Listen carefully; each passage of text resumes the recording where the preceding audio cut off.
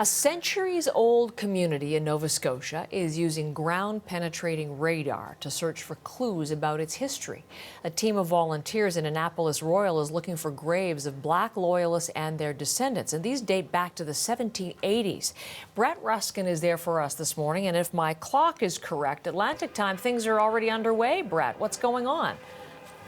Things have just gotten underway, Heather. And so, as you can see, there's a few groups back there. There's a separate kind of story demonstration happening over there. That's because of the honking. But this is the one we're talking about right here, because this is where the ground-penetrating radar array or cart is being pushed back and forth. And so what they're doing, they're going in basically along a grid, 25 centimeters apart, each one of the passes. And this cart basically looks underground, is able to see underground using that ground-penetrating radar to see if they can find any graves of Black Loyalists. Now, the Black Loyalists were a group of individuals who came here who were slaves in America, and during the 1780s or so, centuries ago, during the American Revolutionary War, the British government offered them their freedom if they agreed to fight on behalf of the British and basically be loyal, hence Black Loyalists, to the British. So thousands of these individuals came here, settled in different parts of the province of Nova Scotia,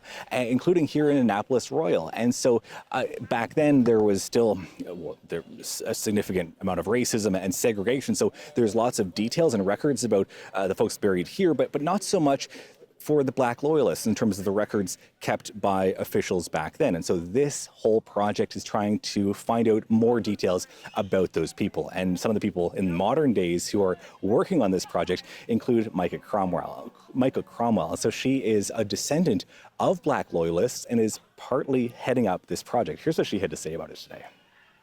Today is all about literally uncovering some of their history that we may not have known before. For example, I grew up here and had no idea that there was a section of the graveyard that had Black Loyalists and their descendants buried. I knew about the Acadians and the British, but I had no idea that some of my people were here as well. So I think it's really important to get kind of a broader picture of the history.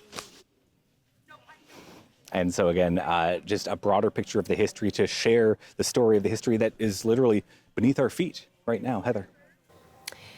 And Brett, just quickly, have they done this before at that location, or is this a first?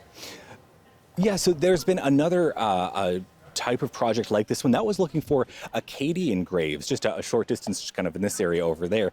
And that project actually dated this graveyard back to about 1680 or so, in that range. And so that is making this one of the oldest, if not the oldest, European graveyard in Canada. And so one of the many discoveries here. And so they're just continuing on here, getting ready for the next pass of that ground penetrating radar here in Annapolis Royal. Heather. Fantastic, Brett, to have you there live for us. Thank you so much. Brett Ruskin in Annapolis Royal.